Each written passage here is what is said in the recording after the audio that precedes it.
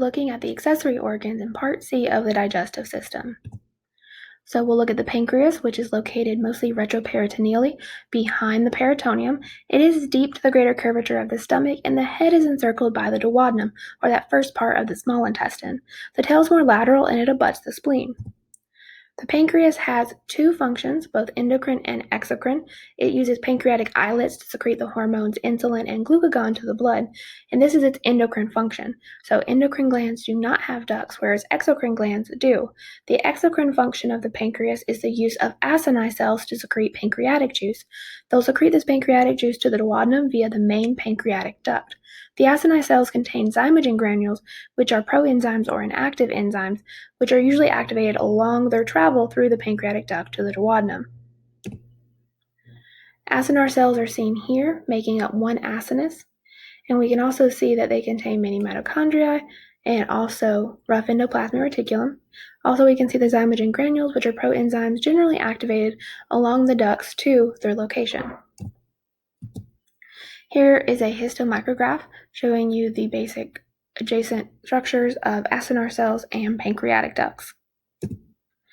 There is 1,200 to 1,500 milliliters a day of pancreatic juice secreted. It's usually watery and alkaline, so its pH is about 8, but this is great for the neutralization of acidic and fatty chyme. The main electrolyte found in pancreatic juice is bicarbonate, and enzymes you might find in pancreatic juice include amylase, lipases, nucleases, and proteases. Now, while amylase, lipases, nucleases are all secreted in their active form, they do require the environment of the duodenum, which includes ions and bile, for their optimal activity. Proteases, however, are secreted in an inactive form and must be activated in the small intestine. Activation of proteases in the duodenum begins with the activation of trypsinogen to trypsin. Trypsin can then be used to activate procarboxypeptidase and chymotrypsinogen to their activated state. We're able to activate trypsinogen to trypsin using a brush border enzyme, enteropeptidase. That's what we can see in this image, is the activation of pancreatic proteases in the small intestine. So we can see, for example, the first part of the small intestine, the duodenum, and that wraps around the head of the pancreas. The entire pancreas is here in yellow. In green, we have the pancreatic duct, and the acinar cells of the pancreas will secrete inactive proteases via the pancreatic duct to the duodenum. These inactive proteases enter the duodenum via the major duodenal papilla, and the proteases we're seeing here are trypsinogen, chymotrypsinogen, and procarboxypeptidase. Those are all inactive proteases, and first we're seeing the activation of trypsinogen to trypsin using enteropeptidase, or a microvilli-bound protease of the enteric epithelial cells. We could also call it a brush border enzyme. And once we have trypsin, we'll use trypsin to activate chymotrypsinogen and procarboxypeptidase to their active states, chymotrypsin and carboxypeptidase, respectively. Next, we'll look at the regulation of bile secretion. And bile secretion is stimulated by bile salts being in the enterohepatic circulation, as well as secretion of secretin from intestinal cells. And secretin is secreted from intestinal cells when intestinal cells are exposed to fatty or acidic chyme. Generally, the hepatopancreatic sphincter is closed unless digestive is active. However, secretion of CCK, or cholecystokinin, can cause relaxation or opening of the hepatopancreatic sphincter. The gallbladder contraction is stimulated by cholecystokinin, or CCK, again when intestinal cells are exposed to acidic fatty chyme. The minor stimulus here, though, would be vagal stimulation. CCK also causes, like I said before, hepatopancreatic sphincter to relax, and it causes the secretion of pancreatic juice. Both secretin and CCK cause the secretion of pancreatic juice, but the pancreatic juice they induce the secretion of varies. CCK induces the secretion of enzyme-rich pancreatic juice by the acinar cells, whereas secretin causes the secretion of bicarbonate-rich pancreatic juice by duct cells. Again, vagal stimulation is still a minor stimulus for the release of pancreatic juice. Here's a good overview for the mechanisms promoting secretion and release of bile and pancreatic juice to the small intestine. It begins with acidic fatty chyme reaches the small intestine and acts on duodenal enteroendocrine cells. These enteroendocrine cells release CCK and secretin. CCK in this image are the red dots, secretin, the yellow dots, and they enter the bloodstream and travel to the liver, gallbladder, and act on the pancreas as well. CCK is able to induce the secretion of pancreatic juice that is enzyme rich, whereas secretin induces the secretion of bicarbonate rich pancreatic juice. Bile salts and then secretin are going to travel in the blood to the liver in order to tell the liver to produce more bile and to produce that bile rapidly. CCK, on the other hand, will travel via the bloodstream to the gallbladder and cause it to contract. It also causes the hepatopancreatic sphincter to relax, and then contraction of the gallbladder and a relaxed hepatopancreatic sphincter allows bile to enter the duodenum. And during the cephalic and gastric phases, we'll see some vagal nerve stimulation that causes weak contraction of the gallbladder. But again, vagal nerve stimulus is going to be a weak stimulus for the contraction of the gallbladder as well as pancreatic juice secretion. It's mainly going to be due to CCK and secretin that we see bile production and relaxation of the hepatopancreatic sphincter and increased pancreatic juice secretion. Next, we're going to look at digestion in the small intestine. And chyme from the stomach normally contains carbohydrates and proteins that are partially digested but not completely digested into their monomer. And usually there's undigested fats because fat emulsification, a pretreatment step, is required in order to digest fat, and that begins in the small intestine. It takes about 3 to 6 hours in the small intestine for food to move through, and during that time most water is absorbed and all nutrients are absorbed. So the small intestine focuses mainly on nutrient absorption, and like the stomach, plays no role in ingestion or defecation. The requirements for digestion and absorption in the small intestine are the slow delivery of acidic and hypertonic chyme. We don't want to overwhelm the small intestine and cause dumping syndrome.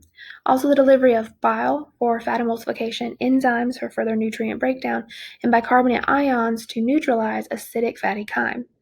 The bicarbonate ions come from the pancreas, the enzymes from the pancreas as well, and then the liver is producing bile and the gallbladder is storing that until its production or secretion into the small intestine.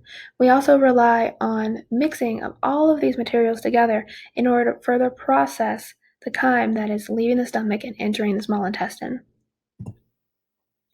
Segmentation and peristalsis occur in the small intestine, but segmentation is the most common motion of the small intestine. It is initiated by intrinsic pacemaker cells and will mix or move contents towards the end of the small intestine, towards that ileocecal valve. So the intensity is altered by interfering with long or short reflexes and by altering hormone production. So an increase in parasympathetic activity would cause an increased intensity in the motility of the small intestine, whereas a decrease in parasympathetic activity would cause the opposite, a decrease in the motility of the small intestine. But parasympathetic activity activation is always going to be an activator of the GI tract, whereas sympathetic nervous system activation would be an inhibitor. So we'll see here that increased intensity, altered by long and short reflexes, relies on inhibition of the sympathetic nervous system and activation of the parasympathetic nervous system. We do see that segmentation wanes in the late intestinal or fasting phase, and peristalsis kind of takes over or begins. Peristalsis is initiated by a rise in the hormone motilin, and this occurs in the late intestinal phase, about every 90 to 120 minutes. These waves start and move distally or closer to the ileum, so there's a migrating motor complex that moves meal remnants, bacteria, and debris to the large intestine. It takes about 2 hours for food to move from the duodenum to the ileum. There are local enteric neurons that coordinate this intestinal motility, found in between the longitudinal and circular layer of the muscularis externa and in the submucosa, and these contract the muscle of the muscularis externa to force chyme along the small intestinal tract. When food hits the ileocecal sphincter, we'll see that the sphincter relaxes, and this emits chyme into the large intestine. Thanks to the gastroileal reflex, there is enhancement of segmentation in the ileum as food distretches or distends the area around the ileocecal sphincter. This is due to the secretion of gastrin, which increases motility of the ileum.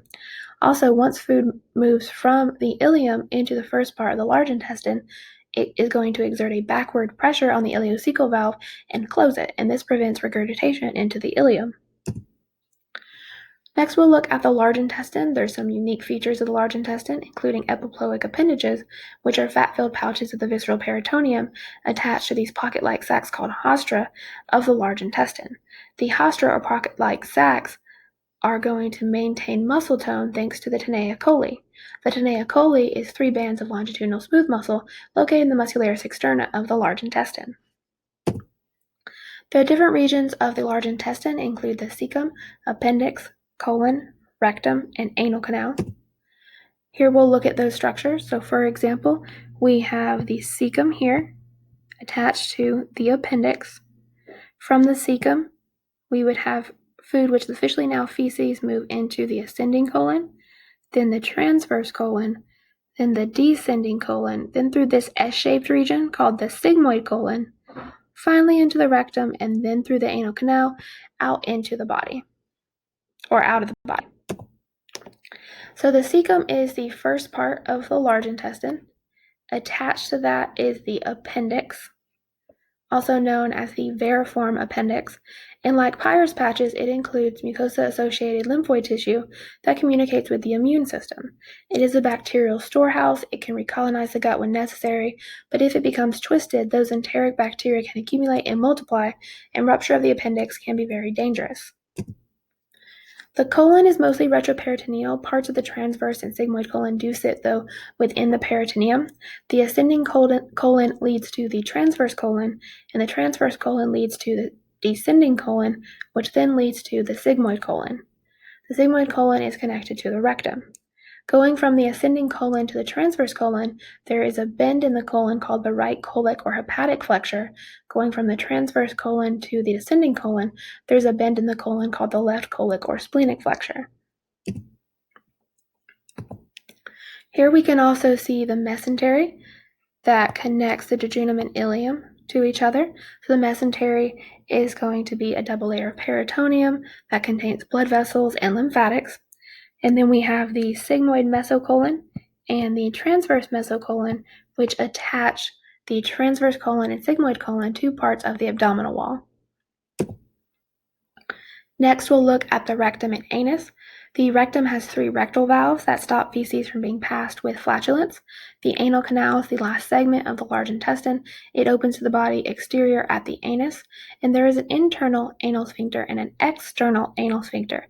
The internal anal sphincter is made of smooth muscle, therefore is under involuntary control. The external anal sphincter contains skeletal muscle, therefore is under involuntary control. Here in this image, we can see 1 rectal valve. We can also see some hemorrhoidal veins. If these become inflamed, it causes hemorrhoids. We can also see the external anal sphincter right here. There's another one on the other side. And we can see the internal anal sphincter right here. There's a slightly thicker mucosa of simple columnar epithelium in the large intestine, and we've seen different types of mucosa throughout the large intestine, throughout the digestive system, but by far what we've seen the most is simple columnar epithelium. So if we do a quick review, we have in the oral cavity stratified squamous epithelium. In the oropharynx and laryngopharynx, also stratified squamous epithelium. The esophagus has stratified squamous epithelium, but we went from stratified squamous epithelium to simple columnar when we moved from the esophagus to the stomach. And thus far, that's been our mucosa in the rest of the digestive system.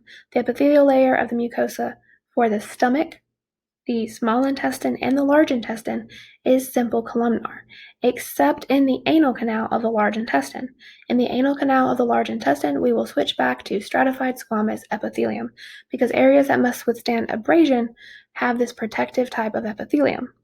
We will not find circular folds or plicae circularis or villi or microvilli in the large intestine. Very few digestive secretions. Most of them are going to be mucus, mainly from goblet cells or Brunner's glands. And if superficial venous plexi of the anal canal become inflamed, it actually forms hemorrhoids. We'll talk briefly about the bacterial flora that are able to colonize the large intestine.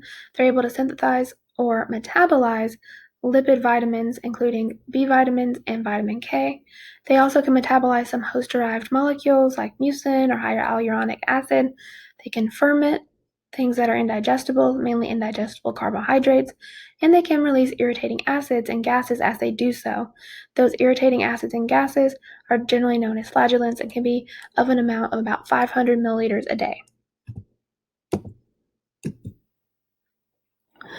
The intestinal flora can contain viruses and protozoans, but they are kept from breaching the mucosal barrier thanks to the mucosa-associated lymphoid tissue, which samples microbial antigens and presents them to T cells of the mold. And if they do activate any of these T cells or B cells, then we will get antibodies or directive cells coming to destroy these bacteria trying to get past the mucosal barrier. So this does restrict microbes from moving into deeper tissues outside of the lumen of the large intestine. Next, we'll look at the digestive processes in the large intestine. And once food moves from the small intestine to the large intestine, it is officially feces, and that residue remains in the large intestine between 12 to 24 hours. There's really no nutrient breakdown here. We might have very little nutrient breakdown, maybe by enteric bacteria to create some vitamins, but you're mostly just going to see water absorption, maybe some electrolytes will get absorbed because they made it into the large intestine. Those include sodium and chloride. But the major function for the large intestine is going to be the propulsion of feces to the anus so that defecation can occur. So the colon is not really essential for life. Most contractions of the colon are haustral contractions, which are slow segmenting movements. The haustral contractions move sequentially as the large intestine is distended as feces moves through the colon. The gastrocolic reflex is initiated by the presence of food in the stomach, and these are large mass movements or peristaltic waves that occur in the large intestine that are trying to rid the body of feces in preparation for more food digestion once food hits the stomach. A homeostatic imbalance we want to mention is diverticula, or herniations of the large intestine mucosa, which can occur when there is increased pressure on the walls of the large intestine. This can occur in individuals who have a low fiber diet, therefore a narrowed colon, and the strong contractions of the large intestine against very little food debris causes these herniations. Diverticulosis is common in the sigmoid colon, and it affects usually individuals over the age of 70 more than individuals younger than that, because these are the individuals that usually have a lower fiber diet. Diverticulitis can occur if the diverticula become inflamed, and they can rupture and leak into the peritoneal cavity, and this type of infection can become lethal. We also want to talk briefly about irritable bowel syndrome, which is a functional GI disorder with symptoms such as abdominal pain, stool changes, nausea, depression, bloating, and flatulence. And stress is a common precipitating factor with irritable bowel syndrome. It actually makes it worse if you're more stressed and you already suffer from IBS. So stress management is important in the treatment of IBS. And then we're going to end there. Our next topic is going to be defecation, so one of the last digestive processes of the digestive system.